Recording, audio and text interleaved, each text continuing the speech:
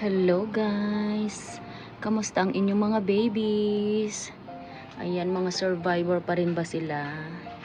Ayan, itong aking mga babies ay survivor pa rin. Ito sila guys ngayon. Itong kanilang mga itsura ngayon. Nagkukulay na sila guys, oh. Ayan. Itong lumang-lumang arrangement na to siguro mag 3 years or 2 years. Ayan. Ayan, survivor pa rin. Kumukulay na sila guys. Ang ganda ng panahon namin guys. Sunny, ilang araw ng sunny. Ayan, at saka itong linggo na to ay maaraw pa rin. Tsaka medyo mataas yung aming temperature. Mga 3 days. Tsaka lalamig na ulit. Ayan, so ang sarap magdilig. So ang gagawin ko lang ngayon, magdidilig lang ako. Ayan. Actually, nagdilig naman ako 2 weeks ago. Ayan, pero parang ang sarap magdilig. Didiligan ko sila. Ito yung kanilang mga itsura guys, oh. Yung iba hindi pa masyadong makulay. Kasi hindi natututukan ng araw. Iba talaga guys kapag tutok na sa araw, no? Tapos malamig. Ayan. Ayan sila. Ito naman yung iba. Meron pa sa ibang side. Ayan, oh. Ang ganda na ng kulay. Grabe, nakaharangan ko yung araw. Sa araw pa lang, ganda na nilang tingnan. Kumikinang-kining yung mga ano nila, mga tip nila. Ayan, oh. Ang ganda na nila, guys. Ayan. Nakaharangan ko. Ayan, oh. Ang ganda niya. Pula-pula na niya. Ito rin, mga cute-cute babies natin dyan. Ayan. Ayan siya. Sino ba to? Cute niya, diba? Nakalimutan ko na pangalan. Ayan, naalala ko na si Atlantis. Ayan guys, ito yung aking gawang pot. Ayan, ang aking DIY pot. Ayan siya guys, ang cute na niya. Ang cute ng kulay niya, oh. Ayan ang mga babies natin. Ayan siya guys, oh. Paganda na ng paganda ang ating mga babies.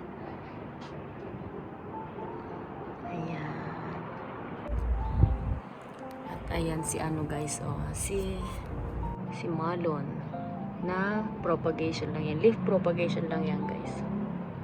Ayan, cute ang kanyang kulay guys, oh. Ayan, so magdidilig lang ako guys, samahan nyo ko.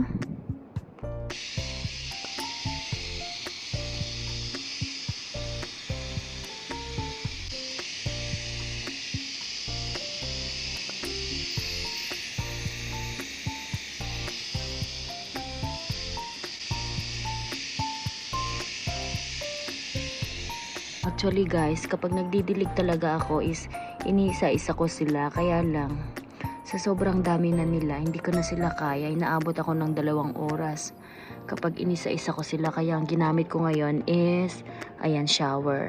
Kasi maganda naman yung panahon, tsaka ano, lumalamig, umiinit. Maganda yung araw, so madali silang matuyo. At tsaka syempre, ibublower ko naman yan. Yung nasa ibabaw nila, yung mga naipong tubig na yan. Kaya okay lang. Ayan, kesa kapag isa-isa talaga, mas matatagalan ako. Ayan. Ang ganda nila kapag may tubig, oh. Ayan, oh.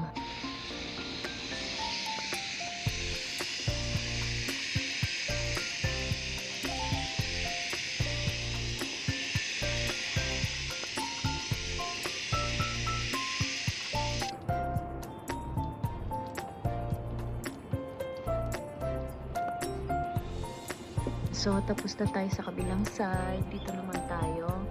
Ayan guys, ang ganda ng kanyang kulay, oh. Ayan. Ito talaga favorite ko. Matagal ko nang sinasabi. Ayan. Ito yung aking favorite na sedum. Ayan guys, oh, ang ganda talaga ng kanyang kulay. Parang ayaw ko siyang i-repat kasi pag ni-repat ko, feeling ko mag-fade yung kanyang kulay. So, hayaan ko na lang muna siya dyan. Siguro pagdating na ng spring season. Ayan. Ang cute niya, diba? Ayan, gumaganda na rin ang kanilang kulay dito sa side na to. Ayan, sino ba to? Si Momotaro. Ang cute niya, guys. Oo. Ang ganda talaga ni Momotaro. Ayan. Gusto ko siyang paramihin. Ang ganda Ganda ng kanyang mga edges. Ayan oh. Ayan guys, tapos ko na ang diligan sa side na ito. Ito guys, ang cute nito oh. Si Hera, ayan. Si Hera, ang ganda niya. Nag-iisa lang siyang si Hera. Ayan. Ang ganda ng kanyang kulay. Parang medyo mahilig yata ako sa medyo pink, violet. Ayan, ang dami kong pink, violet na mga babies. Ayan, oh, halos mga pink, violet dyan. Ayan, ito ang cute din niya si Sabiana Rose. Ayan, nabili ko lang to. Isang piraso lang siya guys. Ang bilis niya manganak. Ayan, oh, ang ganda. Ang ganda ng mga ganito. Yung, mabilis dumami. Tapos ang ganda pa ng kanyang, rosette. Ayan. Rose na rose, diba? Ayan, oh. Ang ganda ng kanyang kulay. Ayan, siguro mga pa lang to. 1 year. Pero dumami na siya ng ganyan, oh. Isang piraso lang siya dati. So actually, yung mga babies dito siguro, yung mga nagsama-sama, yung mga red or violet colors. Ayan. Ayan sila, oh. Ito naman si ating Madiva. Ayan, nag-fade na yung kanyang kulay. Ang Madiva, maganda ang kanyang kulay kapag summer. Pag taglamig, baliktad. Maputla siya, no? Ayan, maputla siya tingnan. Pero maganda pa rin naman. Ayan, ang ating Madiva. Actually guys, ang mga Madiva na to, binili ko to maliliit lang. As in yung normal, size lang. Siguro mga ganyan, mas maliit pa. Kasi ang mahal dati ng Madiva, so maliit lang siya dati. Ayan, ngayon medyo mura na. Ngayon, napalaki ko na siya. Ayan, oh. Ayan, lumaki na siya guys. Ayan.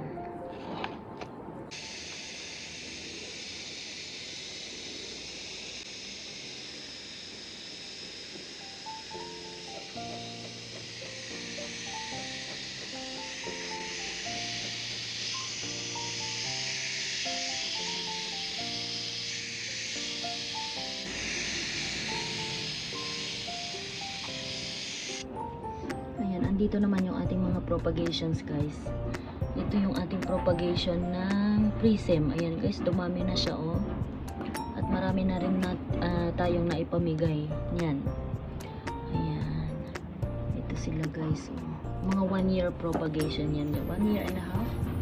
Ayan.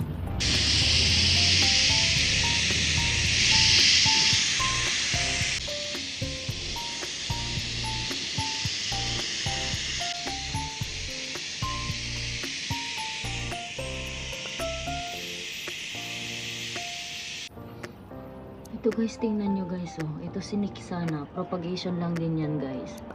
Pero bakit ganyan yung kanyang dahon? Ayan. Wala naman siyang sakit. Hindi rin naman siya natatamaan ng kung ano-ano. Parang sugat. Nagkasugat-sugat siya or ano yan. Hindi ko alam. Parang hindi naman siya normal. Pero ang ganda niya oh. Ang ganda. Ito ay leaf propagation lang. Yung iba kong Nikisana, wala namang ganyan. Ayan guys, oh. Ang ganda ng kanyang kulay, diba? Ano kaya yan? Yung mga batik-batik na yan, oh. Wala naman siyang uod, guys. Pero bakit ganyan? Ayan. Pero, hindi naman siya pangit tingnan. Ayan. Ewan ko lang ha. Pero para sa akin parang maganda siyang tingnan kasi nagkaroon siya ng ganyan. May sakit kaya to? Ayan. Ayan, propagation lang yan. Pareho niyan si Malon. Ayan, yan din is propagation.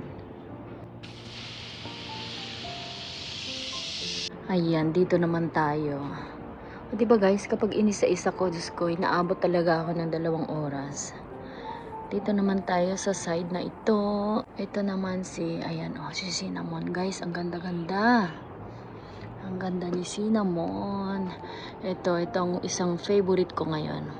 Yan yung kanyang mother plant. Ayan, tingnan nyo, ang liit-liit niya, diba? Yung mga kinatings ko dyan sa mother plant is tinanim ko dito. So, ito na siya guys. Ayan. Ang ganda ng kanyang rosette. Ang liliit. Ayan. So, meron pa akong isang propagation yan, guys. Ito pa, guys. Oh. Ayan. Sana maparami ko siya. Pinaparami ko siya ngayon, guys. At hindi lang cuttings. Ang leaf propagation din niya is mabilis tumubo, guys. So, meron din akong leaf propagation. Ayan. Kaya medyo walang dahon dito. Kinuhaan ko yan ng mga dahon. Ayan, guys. Oh. Kinuhaan ko sila ng dahon para i-propagate. Ayan.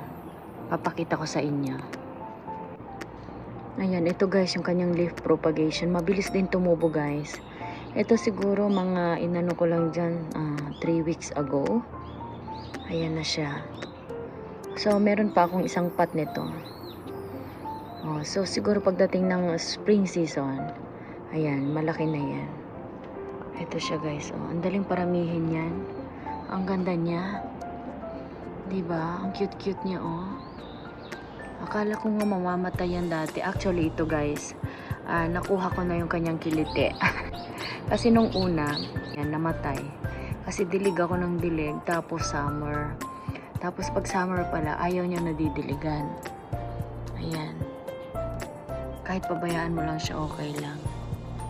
Kahit wala masyadong dilig. So, ito naman, kaya basa siya, guys. Pag propagation kasi, dinidiligan ko para madaling tumubo. Ayan, kailangan medyo basa yung kanyang lupa lagi pag propagation. Pero kapag malaki na siya, kahit di mo na siya masyadong diligan, guys, parang hindi niya gusto. Ayan. Ang ganda ng kulay ng ating mga ngayon, oh. Mga amethyst. Ang gaganda ng kanyang kulay. Ito rin, guys, hindi maselan, no, kahit walang dilig.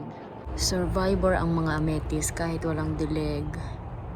Ayan. Ito si, to, guys. Si Mendoza, hindi si Mendoza. Si Ellen, di ba? Mukha na siyang amethyst kasi bilog na bilog, oh. Ayan. Ito, guys, nagandang-ganda ako sa kanyang kulay. Ayan, gandang-ganda ako sa kanya. Actually, namatay na siya. Tumubo na lang siya ulit. Ayan, si Spring Wonder. Ang ganda ng kanyang kulay, no? Ayan. Maselan din to sa tag-init. Madaling masunog. Ayan. Kaya mabuti, hindi masyadong naaarawan ang pwesto niya. Ito, guys, dito siguro naarawan lang siya 2 to 3 hours. Baka wala pa yata. Ayan. Ganda.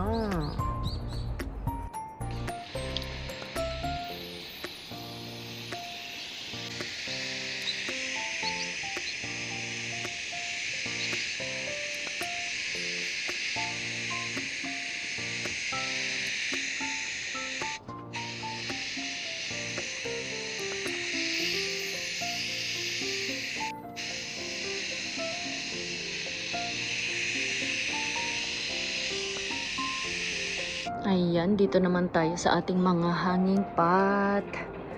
Ito sila, guys, ang aking propagation ng pendants.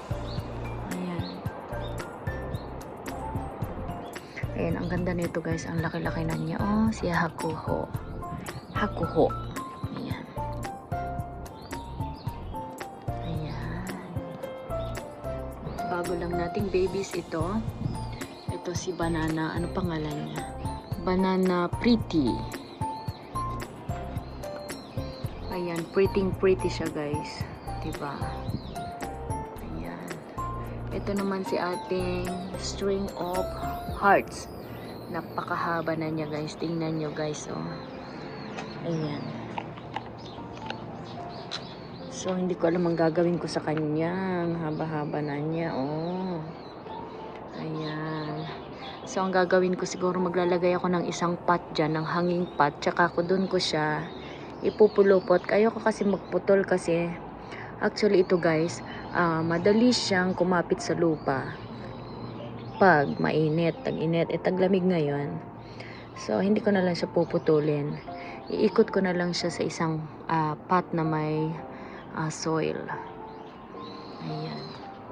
Ayan. So, ito yung ating mga babies dito. Didiligan ko din sila, guys. Ayan, ito yung ating mga pink Raul, tsaka si Lottie, at tsaka si Aurora Blue. Kaya lang, wala silang kulay. Kailangan ilipat sila ng pwesto. Kasi ang pwesto na to is 2 oras lang na aarawan. Dito ko sila nilagay nung summer kasi ito mga madaling masunog pag summer. Ayan, so hindi ko pa sila nililipat. Kailangan palipat-lipat ng pwesto, depende sa season. Ayan, so ang nanay ang kailangang mag-adjust, hindi yung mga babies, diba? So ganun talaga para gumanda sila. Ayan, so lilipat ko sila ng pwesto sa naarawan. Okay na sila sa naarawan kasi malamig naman. Ayan sila. Ayan, ito yung aking mga mga pinugot na mga babies, guys, oh. Ayan, ang sarap magpugot kasi dadami siyang ganyan. Ayan. Actually, isang taon mahigit. Ayan, pinugot ko lang yan sa gitna.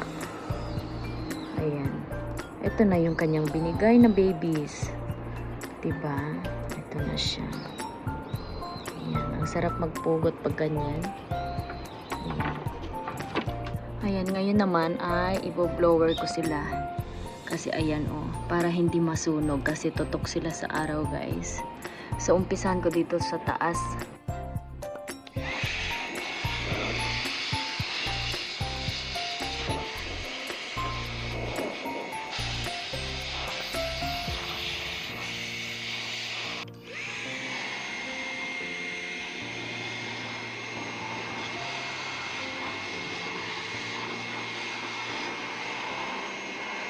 So, ayan guys, tapos na ako magdileg at mag-dryer. So, hindi ako masyadong naano sa oras ngayon. Mas maganda talaga kapag shower ang ginagamit. Ayan, tapos na sila. So, fresh na ang ating mga babies. Bagong ligo. Ayan sila. Tingnan nyo guys yung aking mga campfire. Ang pula-pula guys, oh.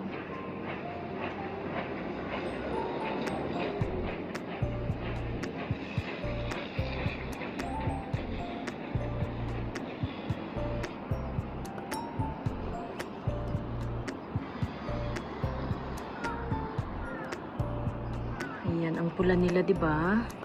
Ang ganda ng ating mga campfire.